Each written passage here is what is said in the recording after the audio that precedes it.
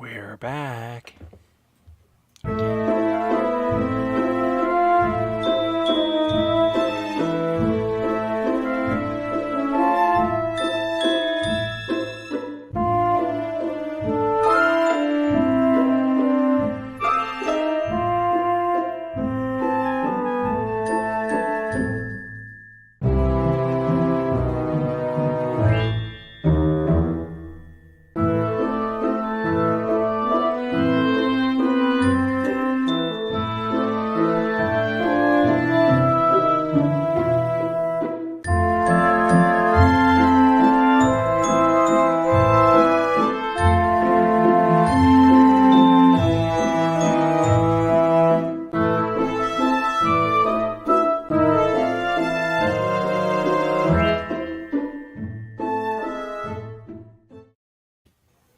Everybody, welcome to another action-packed edition of The End of the Night.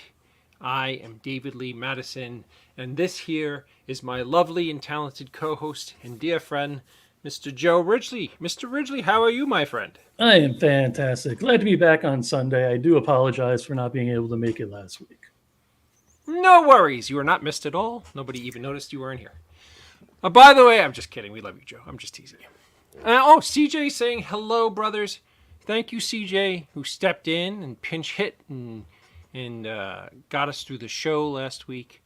That was fantastic. Now I was told by Joe this is our first episode that's not airing. Is this not airing at all on Facebook? So how? Please forgive me because I'm not too hip to have. Are we not going to get comments from people on Facebook anymore? Well, that's a Facebook comment? Yes. Okay. I didn't know if that was like a YouTube comment. No, I'm sorry. It's a YouTube comment. No, you're not going to. I think I misunderstood what you said. We're not going to get comments from Facebook. We will get the comments from YouTube. So now we'll probably get one of two comments per show. Give it a week or two. I guarantee it's going to take off. Oh, I gotcha. Well, hello, everybody. So, I seen that your lovely wife and daughter's company is starting to really come together. Why don't you give them a plug on where people can find them? Absolutely. Hearts of the Mystic Folk. They are now at the Port St. Lucie Honey Factory, I think.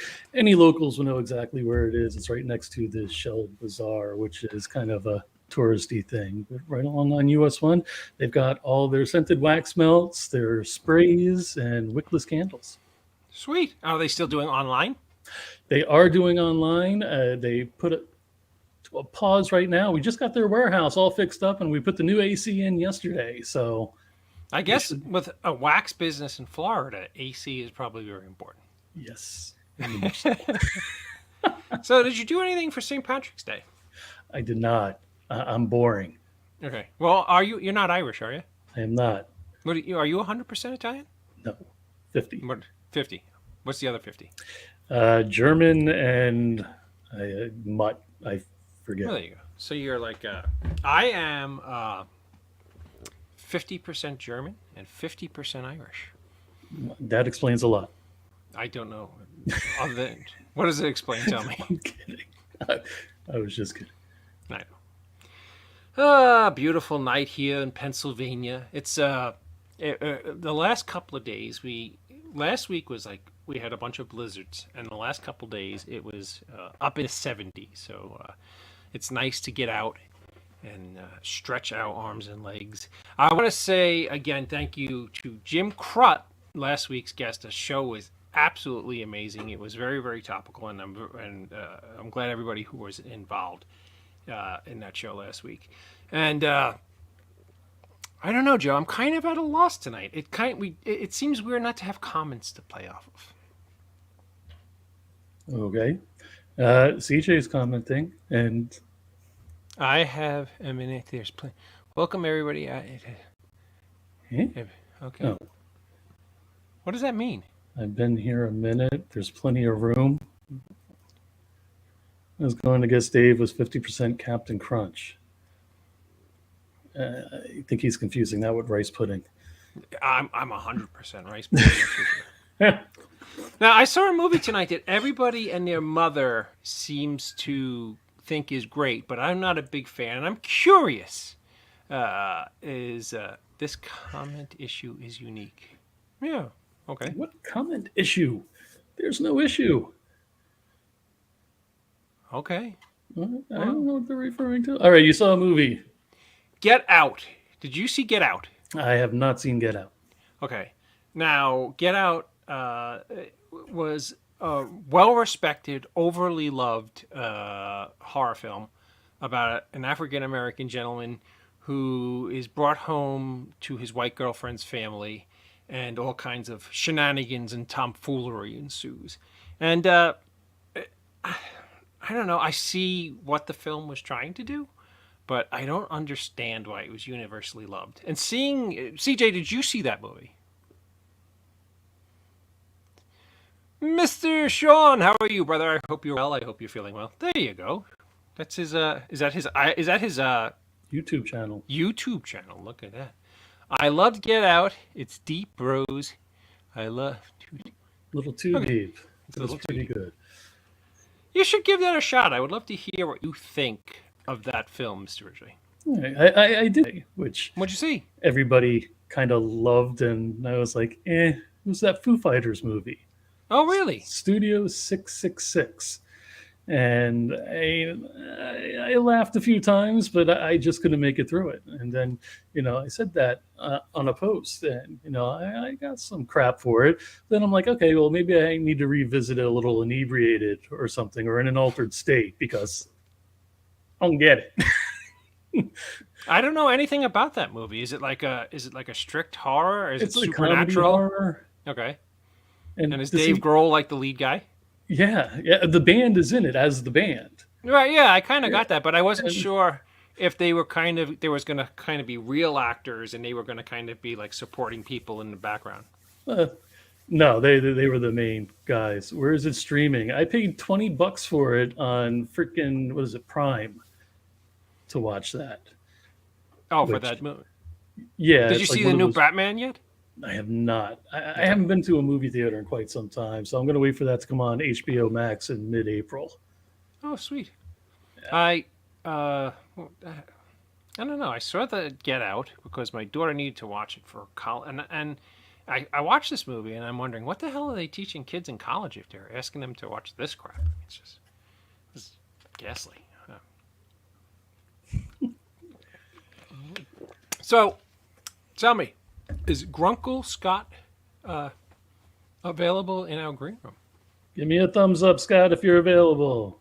We are good to go. Ladies and gentlemen, without further ado, the man on a mission, the lovely and talented, the extremely funny Grunkle Scott Schiaffo. Hi, Grunkle Scott. How are you? How are you guys doing? Oh my God! Hey, my people are sliding into the DM saying, "Where's Facebook? Why can't I comment?" So I guess we have to explain I'm not. Everybody, what do I say? You click on the link and you go to YouTube? Yes, sir. It's on David's page. It's on my page. It's on the Indie Escape Network page. And it's on my page. So when you click it, it'll just take you to YouTube? Correct. Because everybody's like, hey, blah, blah, blah. I got like 5 of them already. All right. So I could just tell them you're going to be redirected to YouTube. Correct. It's like that time when the great show Sledgehammer went from ABC to CBS. Actually, it's not like that at all. And I don't think Sledgehammer went from ABC to CBS. It's like that time that, Dave went from MySpace to Facebook. You mean last week? Yes. No, Grunkle Scott, I know that you have a gig later this evening and you can't be with us for the entire show tonight. Yeah. But is there anything going on in Grunkle Scott's world that we need to know about? Lift with your legs. I'm having a rough week and I haven't been saying much about it, but I re-injured a hernia. There, I said it. It's embarrassing. It's really painful. And I'm going to have to get it operated on sometime in the next week or two. Or I'm hoping not longer than that because walking around with it's like a time bomb. So sitting in one place is almost impossible, and going to the gig is going to be. You got to see, I got a cane. Oh. It's sad. It's sad. But I wanted to make sure. Is that like an arthroscopic surgery, like a quickie in and out type of deal? Well, I had a hernia surgery like 12 years ago to originally repair it, which it did, and they do mesh. As you can see, my cane. There's my cane. Almost like it's like Larry Talbot cane. Oh, there you go. You're gonna club that. You're gonna club that werewolf to death. Yeah, no. Now they really can. It's outpatient, I believe, and it's super minimally invasive. Hernias were never that big a deal, but they are painful. So, do you know how it happened? I mean, I can't imagine you picking up anything heavy. Well, there you have it.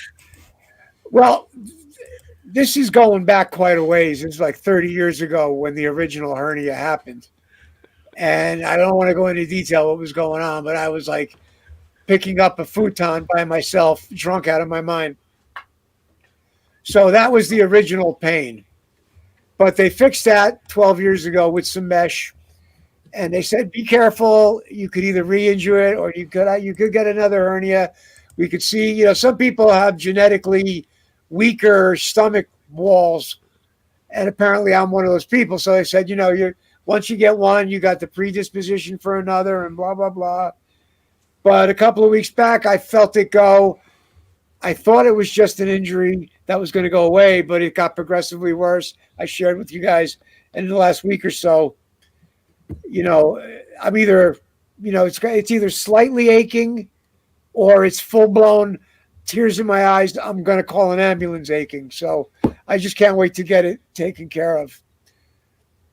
It's like, so that was a lot more than you needed to know. Hey, there's my cane again. Yay. No. Oh, this is Jim Crett. Oh, one of his secret identities. I like that. It's like going to the dentist, Scott, just a little lower. This is Jim Crett with one of my secret identities, he says. Wow. There you go. It's like going to the dentist. They're going to drill into your gut. Back to the other thing quickly. People can watch. If people click from Facebook, it's literally going to open YouTube. So whether they do that on any device, it's going to open up YouTube, phone, tablet, computer. That's it. All right. Because, of course, Jewel was a little lost, too. They're going to be able to comment just the same. Assuming they have a YouTube account, which, like everybody, for the most part, has a YouTube account. You would think, I know. I don't have a YouTube account. You must. You must. I really don't. He doesn't have an Instagram account either, but he's on Instagram. Go figure that one out. I'm on Instagram. Am I really on Instagram? Yeah, it's a picture of it's you, Stacey Toy, and someone else. You know what? I think that explains it. I think that young lady made that Instagram account for me that I didn't know I had.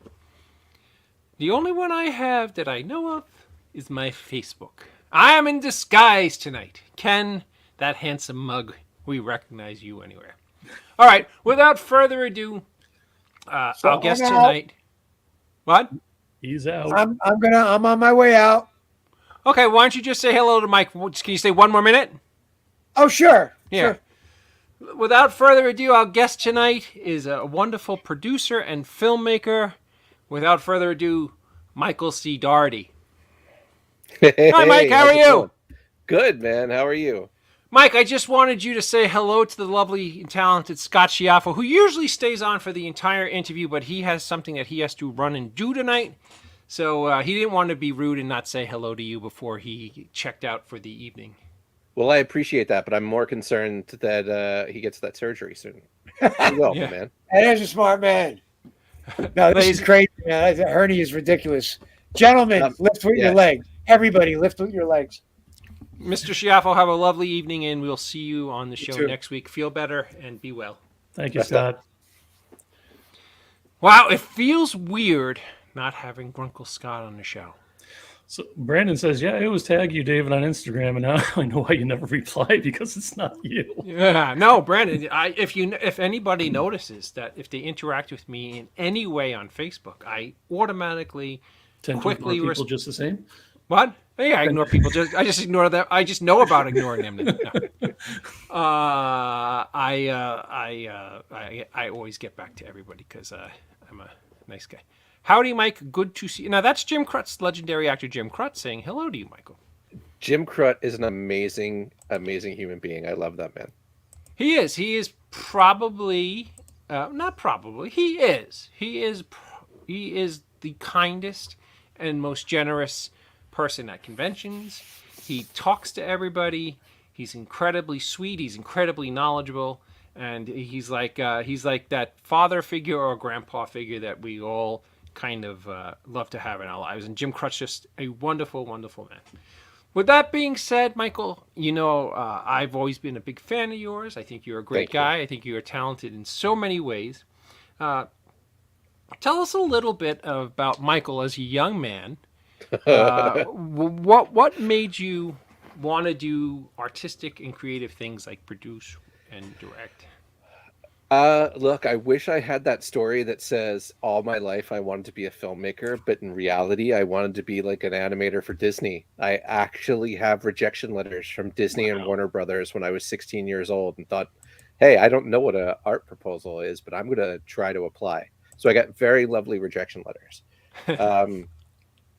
And honestly, it was one of those things where people are like, oh, you're really creative. You should do this. I played in a band, made my own comic books, all that other fun stuff. And then about 12 plus years ago, some guy I was working for myself, spend every Friday in a Starbucks, which turned into kind of like Cheers. Everybody knew each other. And this guy came up to me and he's like, you seem like a creative guy. Have you ever thought about making a movie? I was like, no, but I have now. And then we just started talking. And from there, I figured it out. So I know amazingly super creative, lifelong, went to college for this stuff. But just now that I got the bug, caught me at the right time.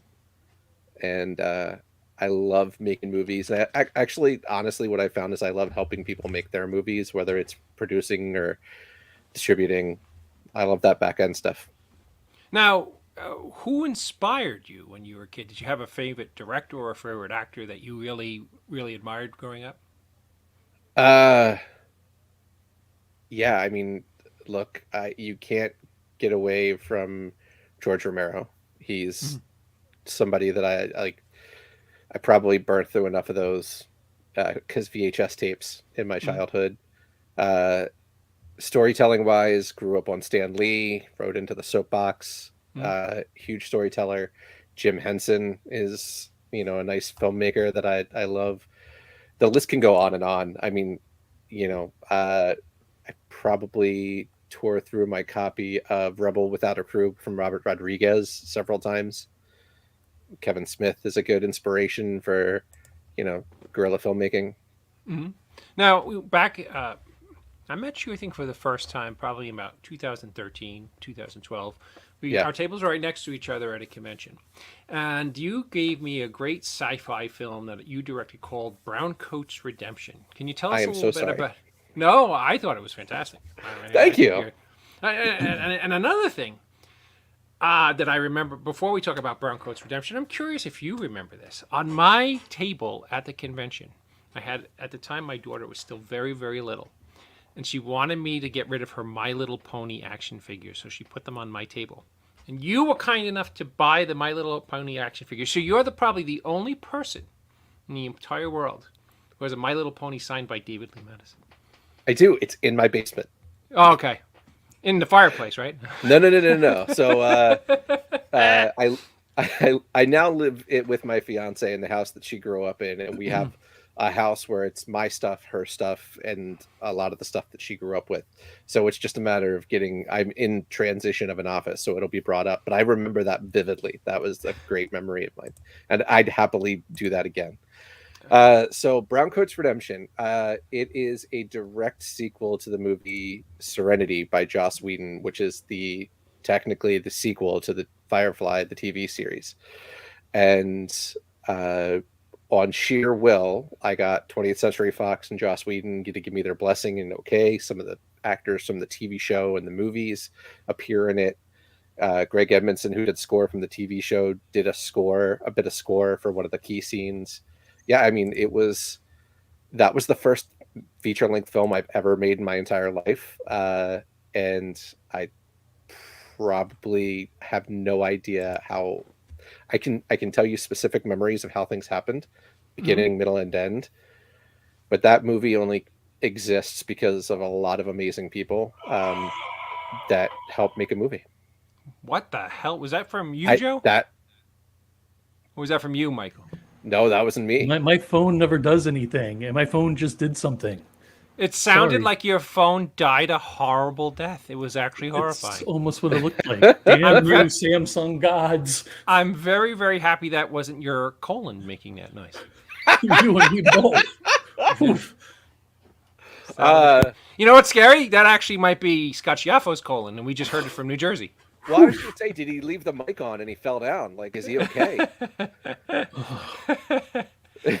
Browncoat. Well, that's a very Browncoat's redemption changed many lives, especially those of us who worked on it. Yeah, I can imagine.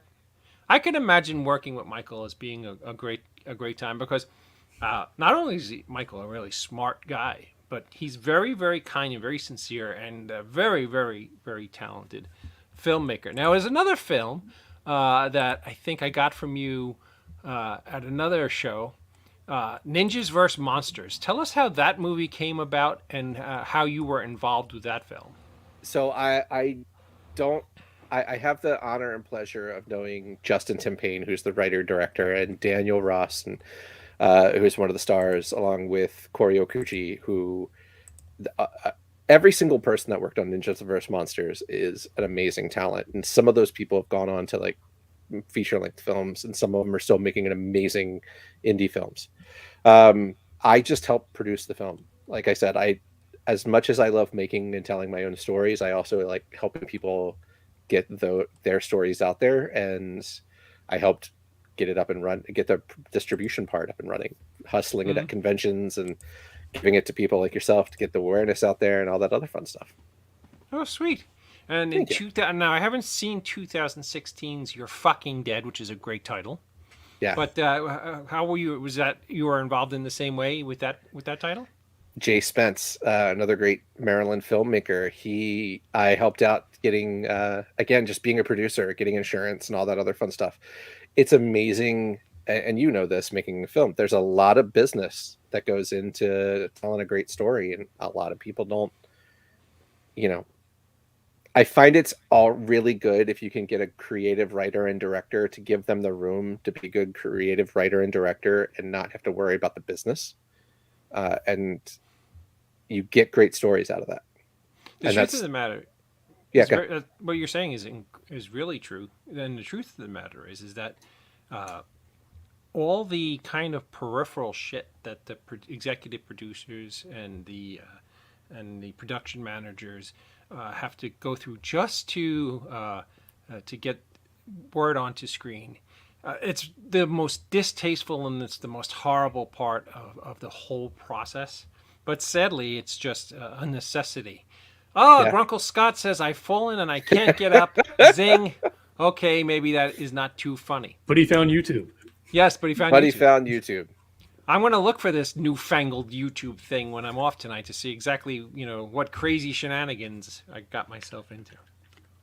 And I want to give Logan, who actually commented, a shout out, because Logan started out as just somebody that showed up to be an extra on Browncoats. And then, everything that I've done creatively for the past couple of years, I don't think I could have done it without his support and help. Let me ask you something. Is that really his last name? Yeah. Logan, I don't know you, but you have the coolest fucking name on the face of the earth. I'm going to make a hero in one of my films named Logan Zoltan. It sounds like if anybody's going to defeat Ming the Merciless, it's fucking Logan Zoltan. It's like the coolest name. Oh, it's his middle name. You wouldn't ruin it for me, Logan. Now, if your last name's like Schwartz, the whole thing's out the window. Logan Zoltan what? Liskovic. Bless you. I We'll know. just go with Logan Zoltan. That's a cool name, brother.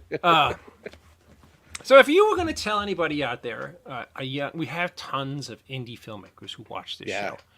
And if you were going to give advice to a young independent filmmaker out there who is just starting to put together their very first production, what would you tell them? Use what you have around you. Like, it sounds cliche, and I thought it was the corniest thing. Like, is it El Desperado? No, what the first movie Robert Rodriguez did, and I'm blanking on it because now it's merging with the Antonio Banderas modern version. Right. Was it Yeah. something with a gun? Was it a gun in it? El Mariachi. El Mariachi. Oh, Mariachi. There you go. Use what you have around you. You know, like, I got very lucky with Browncoats that I wrote the majority of the script for places I knew I could talk my way into. Like, there's a Western theme park near Ocean City, Maryland called I forgot what it's called now.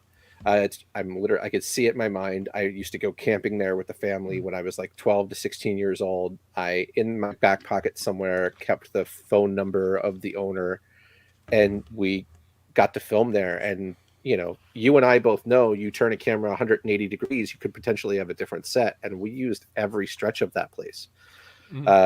For, you know, 2/3 of the movie, it's all the same location. They just, because they painted two sides of the street different, you'd never know. Use what you have available. I mean, I'm really jealous. Like, the iPhone today is almost as good, actually as close as good as the camera I was using in 2009 to film Browncoats. Like, if you're working with an iPhone 10 or up, like, you have almost everything you need to start making a movie. I'm jealous of people that are starting today, because like, the tools there are so much easier, and the access to these things is so much easier. It was called Frontier Town, by the way. Frontier Town. Thank you. Thank you, Logan. Just told us to. Yes. Do you remember what you shot that movie on? On a Red. Oh, okay. When nobody had used it. I think the only movie to come out at that time was Gamer. And then they did like Angels and Demons was the second movie. And I just got lucky and found the only guy in Maryland that had a Red camera and was like, nobody knows about this thing or asks about it. Do you want to use it? Super cheap. I was like, sure. I know. I shot Mr. Hush with the Red one. It was quite a tool at that time. Yeah. So, you know, it's funny because when you make an independent film, more than when you make a big studio film, the most important thing I think you have to understand is to learn how to troll. And when I mean that, I don't mean troll. No, and I don't mean to troll on Facebook, like to annoy people. Right. I mean to trolling in a way like the fishing term, where you just throw your lure out there and you sit there and you see what comes of it. It's kind of like Chris Sarandon and Tom Holland both once told me, sometimes when you're making a smaller film and you don't have all the assets of a big motion picture, you just throw a lot of shit on the wall and you see what sticks. Oh yeah. And you know, it's not, you know, the best way to make films, but if you have the basic structure of a story that you want to tell, and if that story is engaging and endearing and powerful, as long as you get your audience from, you know, the beginning to the end and you entertain them in that hour and a half, it's kind of what is really the most important thing that an independent filmmaker can do, as far as I'm concerned. I mean, I could be wrong. No, you're 100% right. Yeah. Well, every now and then I get lucky because I read this shit in a book and then I regurgitate it like I know what I'm talking about. I'm just kidding. I want to know a little bit about your personal life. So, did you say you have a fiance? I do. I got engaged this year, man. Right, the January 31st. Congratulations. Where did you meet this young lady? At a convention, ironically. Really? I was promoting Ninjas vs. Zombies. And I was at a very small convention in Reisterstown, Maryland. that doesn't exist anymore. The town exists, the convention no longer exists. And she was the handler, so she was making sure that everybody that was there for panels got to panels on time. And when I met her, I was just like, wow, like, I need to know more about this human being. And we spent 6 months being friends, and then she politely accepted my invitation to a date. Been with her ever since. Now, did you have the big romantic proposal? Did you have like a big plan out, or was it kind of more of a subtle, not such a big planned out event? It started as a big planned out event. Like, I feel like I could make a good rom-com out of this, but it would probably be a good short movie. So the ring was supposed to show up December 21st. Her family was all in town for Christmas. Didn't show up till December 27th after everybody went home. We were going to go to Disney in January for her works conference, and then that got canceled due to COVID. So like every time I would be like, all right, I have this big plan and this big romantic gesture. And then Logan, who's on here, actually helped with that. So like, again, I'm not kidding. Like every major creative thing in my life that's been successful, I attribute. That dude's your wingman. He's an awesome dude. Yeah. So she's a huge fan of the Rakish Rogues from the PA Renfest. And through Logan, I was able to get a hold of one of the lead singers, got a recording of him singing her favorite song. I dropped some money on Cameo and got Jim Cummings, the voice of Winnie the Pooh and Tigger, to record a special little, video as in the voice of Pooh and Tigger. Mashed it all together, and then had gotten her a ridiculously expensive Winnie the Pooh and hid the ring in the box with the Pooh, so that when she finished watching it, Pooh's voice told her to look inside the box. Oh, that's awesome. Thank you. And she said yes. Thankfully. That's even better. Yeah. Yeah. It's funny. This is I was all set to propose to my wife. I always wanted to propose to my wife in the town I live in now, but I lived in a city called I lived in New York City, and I wanted to propose to my wife in Milford, Pennsylvania, where I live now. So at 10 o'clock, Milford's this picturesque, beautiful little town. It feels like it's right out of a Stephen King movie with all the big New England brick buildings. 10 o'clock every night, the local church chimes 10 times, and it's the last time that it chimes for the day so that it doesn't keep people up all night, because it's very loud. Because we're in between mountains, the whole canyon rings. So I wanted to drop on my knee in front of this church at 10 o'clock exactly, while the 10 chimes at the end of the night were ringing, and I was going to propose to her. So I drive her up to Milford, and we get into Milford at about 9:30. So I was like, holy crap, I have a half hour to kill. So I say, honey, let's walk around beautiful Milford, and before we go to where we were staying, and just enjoy the night air. And she's like, okay. So this town is all lit with, still has gas street lights, the little like the little flames. It's so that's unbelievable. Awesome. Yeah. So I'm walking her, and we're walking around, and about 20 minutes into the walk, I start heading back towards the church tower so I could drop on my knee and propose to her.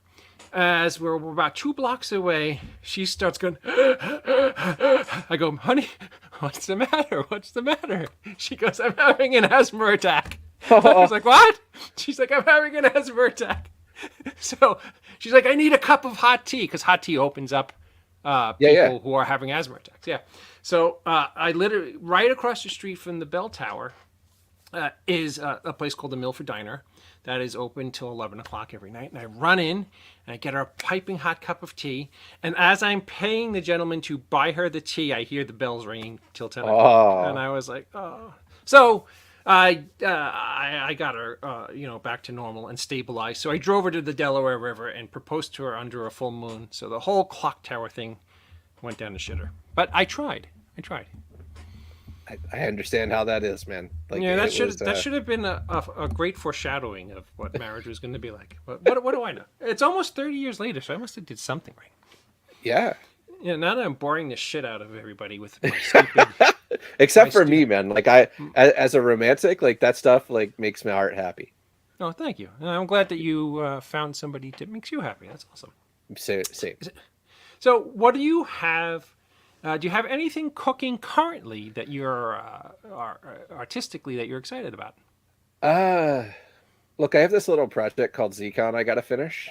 And every time, A, it's a zombie movie. B, we're going through a pandemic. And every time I'm like, all right, I'm going to start sitting down to write, something crazier in reality happens than I could think up on paper. And I'm like, I just need to put a pin in this and just let the world settle for a little bit.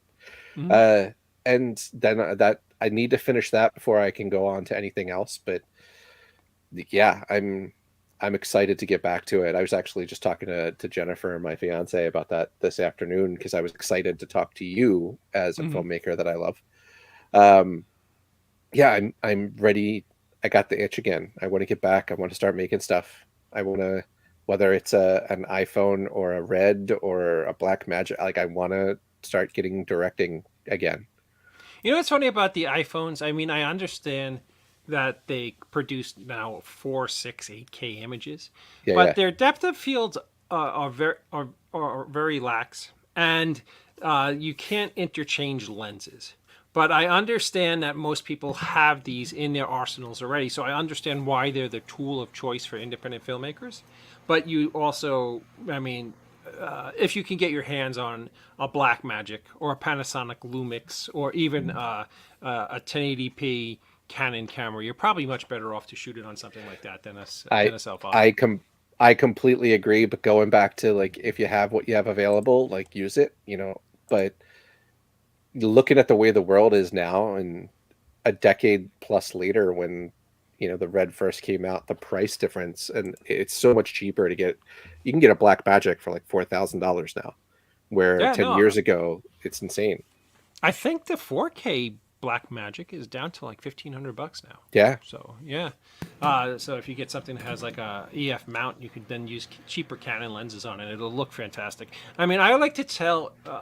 I think the most important thing that independent filmmakers can learn is not to worry so much about the technical stuff. I mean, you want your film to look as good as possible. The Blackmagic Pocket Cinema is $1,250, right? Yeah, I think that's the 4K, which isn't the Pocket, the Pocket was 1080. Which I think is $999, but yeah, the Blackmagic 4K is $1,250. I think the most important thing, they have lens adapters that stick on. Yeah, but those shits are like you buy them at the dollar store, man. They don't really work. Well, wait a minute. In his defense, though, he hired a local orchestra to play along a lake as they rode on a gondola, and she said no to his proposal. So, give him a break. That explains a lot. Well, Sean. I mean, she was evil. Look, it sounds like you dodged a bullet. Yes. So at least she went on the gondola ride with you. That was a bonus. That's very true. The best laid out plans go awry, but David and Michael, you have imagination, are able to get through the obstacles such as marriage and proposals. That's what make you successful indie filming. Well, thank you, Jim. Jim. That is Jim, right? I'm not the legend. I don't know. If it is Jim. Thank you, Jim. Yeah, I mean, I've been married now for 467 years. I have no idea how the hell I've swung that. It seems well, impossible. you look good for a 480-year-old man. Well, thank you. You're welcome. Joe, on the other hand, for 46, looks like road pizza, but we're not going to go there. That's what 17 years of marriage does to you. 17, mere piker. Well, I had an 11-year marriage prior to this one, so I'm hoping this one hits, at least does 11, if not more. Ah, so this is number 2. For me, yes. Number 1 for her. Nice. Thank you. That's some legendary stuff you got going on there, pal. I don't know what that means, but it just sounded funny. I got some stories. Yes. Yeah. Did you see the movie? Did you see the movie Spontaneous by any chance? No.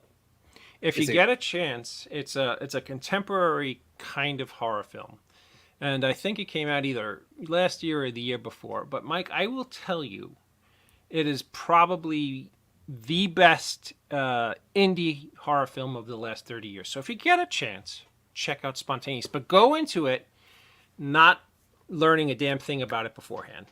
The All less right. you know about the movie, the way more you will enjoy it. Deal. Oh, I agree. Did Deal. you see Get Out, by the way? No, I haven't. You know what's funny? I think that movie was actually up for Oscars, and it's a horror movie. For a horror movie to be up for Oscars in and of itself is absolutely astonishing.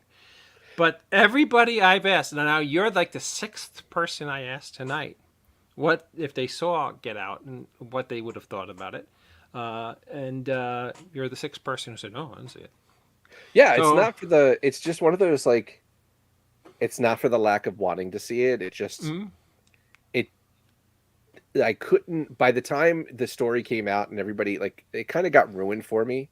By the Okay. time I was like, oh, I want to go see this thing, and everybody's like, well, here's the ending. I'm like, Yeah, I mean, I think at the time when it was out, I was kind of like in La La Land doing my own thing, so it kind of Yeah. lost on me.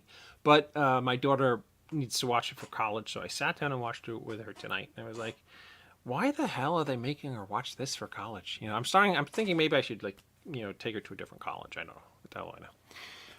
My ex asked me to marry her about 12 years ago. Okay. that's a And- prelude to a story. Yeah. Well, maybe the story is that he was the one that was proposed to. That's the story. And as far as I know, Ken's single, so I guess that didn't work out. Well, that would qualify the X part. Yeah. I guess the best part, Ken, is to ask you, where did you bury her? No. I guess nobody got that joke but me. I Yeah. was, I With you. I'm ladies sorry, and Michael. gentlemen.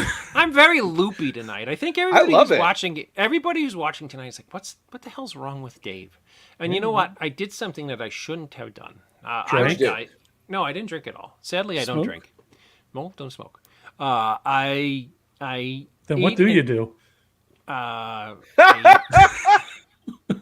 I sleep a lot, to be honest with you. I sleep got a it. lot. I got that reference. What's the reference? What did I miss it? Don't drink, don't smoke. What do you Then do? what do you do? Oh, you're pulling out an 80s rock pop culture song.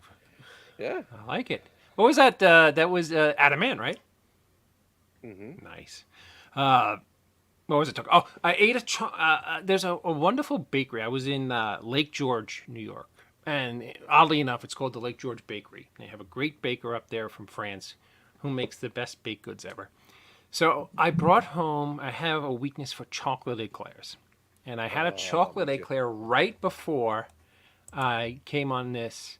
And I am riding on a sugar high because I'm a diabetic. So I shouldn't have done. So if this might be that episode that makes it all over YouTube and all over the place because I keel over and die during it, which would actually probably really help ratings. And Joe and Scott could make some mad cash on that. Did you this say happening? Did you say Scott is back in the green room? I said no such thing. Oh, okay. What the hell do I know? I'm feeling Scott out right now if he's coming back or not. Tell him if he comes on, we'll all rub his hernia for him. No? All right. For Scott. Yeah. No, he's not coming back. Okay. No love for Scott. Scott doesn't love us anymore. So, Michael, do you have any conventions coming up? I don't, man. Like, I don't. Sadly, I don't. I took a little time off, to be honest. Like, had to get life together and sort some stuff out, and then pandemic came along, and haven't to your point, haven't got out there trolling looking for conventions yet. I kind of want to get through the rest of this year. I kind of want to have something to talk about when I go back out. Mm-hmm. That never stopped me before. You know, Normally it's so doesn't- funny. Go ahead. I made a film, a very, very cool documentary about COVID and how it affected people and how the lockdown affected people.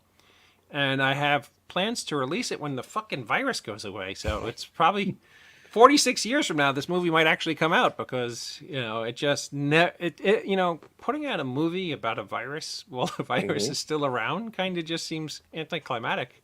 it's kind of like telling a story that's still being told. So I'm like, I'm with you. yeah. So I mean, a lot of people took part in it, and a lot of really great people took part in it, and it's all done.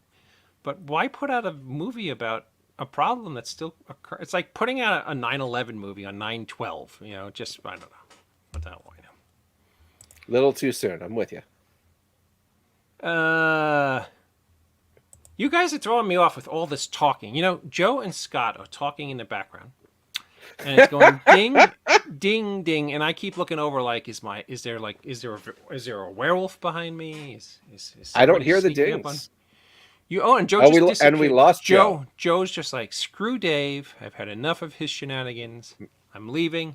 I'm going to go start the Joe Ridgely Show, the Joe Ridgely Network. So I have a question for you. Have you ever thought of doing a sequel to one of your movies? I have not, and I refuse to, believe it or not. I don't. Okay. I'm not a sequel guy. I believe that if you tell a story, you tell a story. And I think sequels are kind of the easy way out, and I don't want to take the easy way out. That's why he sticks to prequels, not sequels. I never made a Joe. An 11-minute movie is not a prequel. And that's why I stick to prequels. He's right. I used to love Joe Ridgely. Go run off and do my show. Been there, done that. Never want to do it again. But thank you for playing. Oh, Your show was fantastic, dude. Oh, well, thank you. Brandon asked a loaded question. Michael was nowhere Alaska challenging to make for all of you as a filmmaker, and was it shot in Alaska?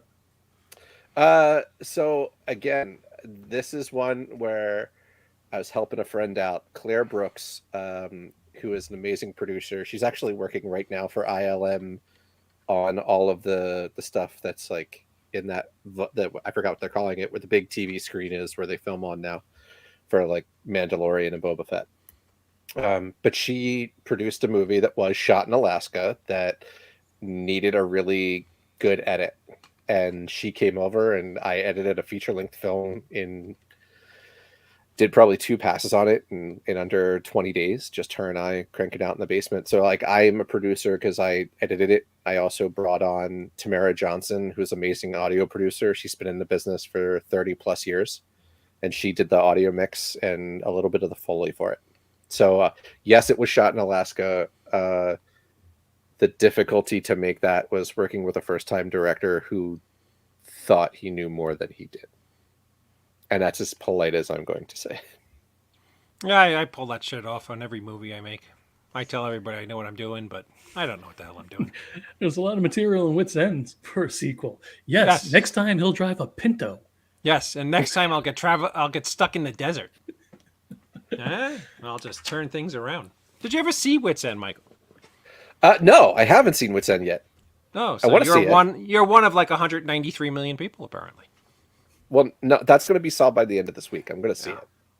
Well, I will save you an hour and a half of your life. I'm talking with Brian and Scott. We're making stupid jokes. I get in the car. I get stuck in a blizzard. I walk around in the blizzard for the next 45 minutes. I try to survive. At the end, you think I'm about to die, but I live. So there you go. You just saved yourself an hour and 45 minutes of me wandering around in the snow. No, why the hell didn't you do that for all of us before we watched it? Because I actually like Michael.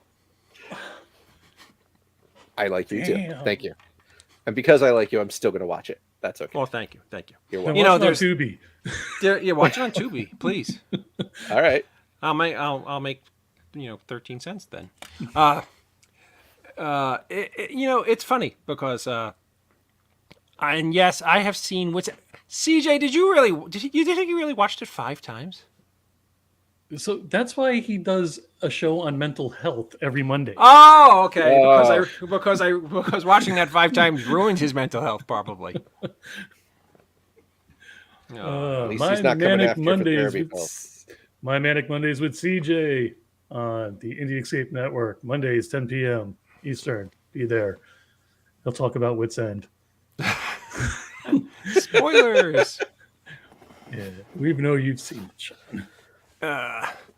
All right, I won't keep you any longer with my stupidity, Mr. Dougherty. Is there anywhere keep me that for as long as you everybody... like. Is there anywhere out there that people watching tonight and in the future can find you and your work? They find me on Facebook at facebook.com/MC Doherty. You can find me on Instagram at MC Doherty. Honestly, just I'll show up to the opening of an envelope, so probably just tell me I can do something and I'll be there. Yeah, I mean, I'm honestly honored to be here. Like this is really cool. Thank you. Well, actually, you'll be the very first and Joe will be. You two will be the very, very first two people to hear this astonishing news. The Saturday before next Halloween in Wilbraham, Massachusetts, I will be throwing an enormous Halloween event. And Michael, you are formally invited. No, that was your big announcement. What date is it? I don't know what the date the Saturday before Halloween is, but Halloween's on a Monday or Tuesday this year. But I will get you the information, and I assure you, you will know all about it. Yeah, sooner rather than later. 29. Yeah, would love to be there. Mr. Schiaffo would like to say goodnight as well. Mr. Schiaffo, how are you, my friend? I'm doing better. No heavy lifting. Wanted to say thanks for coming on. Sorry I wasn't on all night. I'm having a crazy night, as we talked about earlier in the green room. Not a It's good okay, night. man. Very glad to hear. Thanks for sharing some of your insight. I know you've been at it a while, and it's awesome having you on. Well, it's Mr. awesome being on. Thank you so much. You know, this is exactly why I love doing this show, is because we get to talk with great guys like Michael, who are informative about independent films, and is somebody who actually went out and did these things, and is not just somebody who kind of shoots from the hip, but somebody who had a plan and executed it and made some really cool stuff. Again, Michael, thank you so much for joining us tonight. I hope you know that I consider you a dear friend. Anytime Same. you want to come on here and promote something, or you just want to come here and shoot the shit, you have a home here. And I will reach out to you shortly about the big October event if you wish to partake in it. I absolutely do wish to partake, and I'm looking forward to it. Alrighty, ladies and gentlemen, Michael C. Dougherty. Michael, have a great night. Thanks. Good night, Mike. Be well, Mike. Night. Cool What a guy. nice man. Funny guy. Yeah. Scott, you are very, very lucky that you were not on this train wreck of a show. And I have to have Michael back on when my brain is actually functioning properly. But I was a little bit off my game tonight, so I apologize to everybody. I think it's the hat that Joe's wearing. Joe's hat just is throwing me. There you go. Much better. I'm back to normal. Everything. Let your hair down. Do it like an 80s rock video where the hot librarian let her hair down for the first time. Better. I like it. Now I feel like one of the Allman brothers, but whatever. You look like Dimebag Darrell. Dimebag. Hey, I'll take it. Wait, Dimebag. dead or alive? I was going to say the way he looks now. Whoa. Ken said he wants a refund. Whoa. It's in the mail, my friend. It's in the mail. You know, when you have like 500 winning episodes, you're allowed to have a stinker every once in a while. Everybody's entitled to brain farts. And please, that's nothing to do with our wonderful guest. He was fantastic. He was a fantastic guest. He just had to listen to a babbling idiot all night. And I'm sorry, Joe. I didn't mean to call you a babbling idiot, but I didn't speak all night. I know. I'm just kidding. Just kidding. It is all I good. think you're We've been being doing this. too hard on yourself, brother. It sounded like it went really well. I did have it on as I was writhing in pain. I don't know if you guys know this, but part of my shtick is self-deprecating humor. Don't Really? screw around. It's a mini screwdriver. So, happy to babble at any time in the future. This was a great show. Thank you, Michael. You're a great guy. And thank you, all kidding aside. And you were an awesome guest, and the show was great. And I was just being silly. You know, every now and then, the sugar runs to my head, and I start hallucinating. So, Scott, Emmett and Brian came up for St. Patrick's Day. Are you okay? You having some kind of... You need to bail out, Scott? No. Emmett and Brian came up for St. Patrick's Day. Emmett and Brian came up for St. Patrick's Day, and we ate like pigs and drank beer, and did this, the typical St. Patrick's Day shenanigans. We need you to come up and enjoy. Well, I know you're not feeling well, but in the future, you need to enjoy these things with us. Life is too short. There's never a bad show when good friends get together. Thanks for doing it. Well, thank you, Mr. Krett. You're awesome, and I'm honored to know you. Hey, I'm here for the smiles. Okay.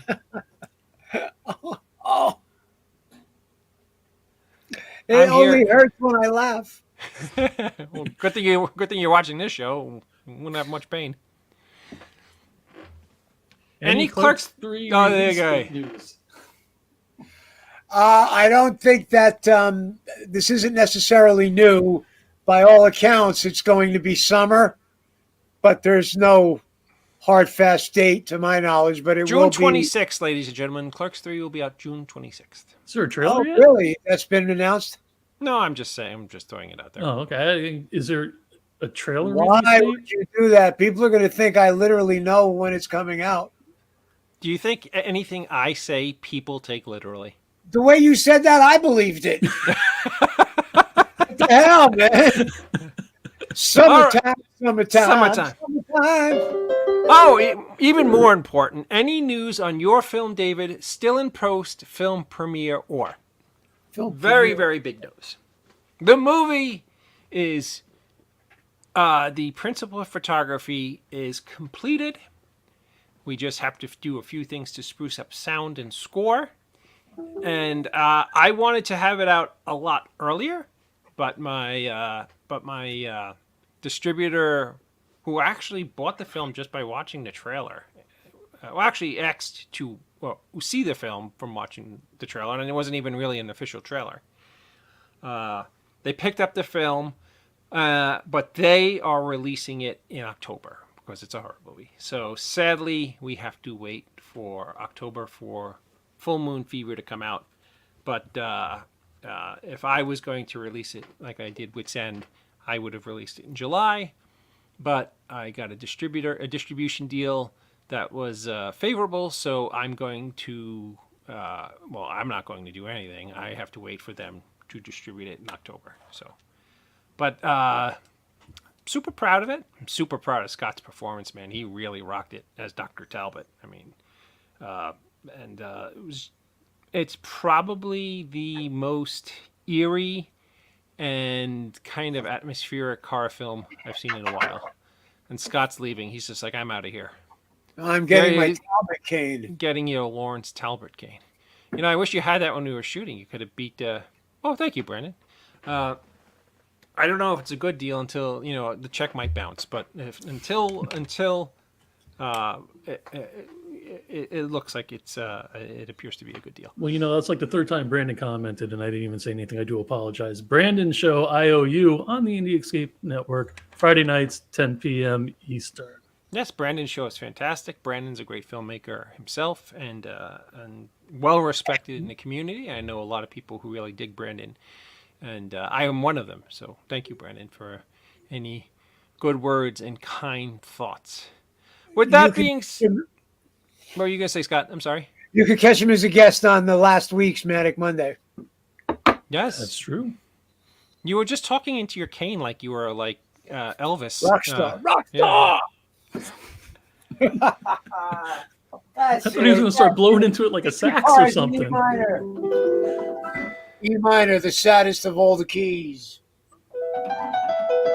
I'm sorry. I'm delirious from the pain. Can you play literally 30 seconds of Bella's Swan for me, or is that something you don't know off the top of your head?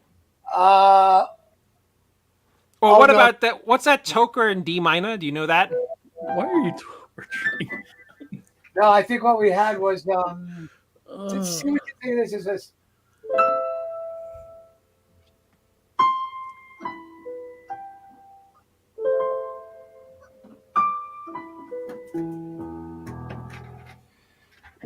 You're You're way too talented to be on this show, Scott. He never says That's that to me, crazy. though, for some reason. No, this is clearly a me and you type of game, Joe.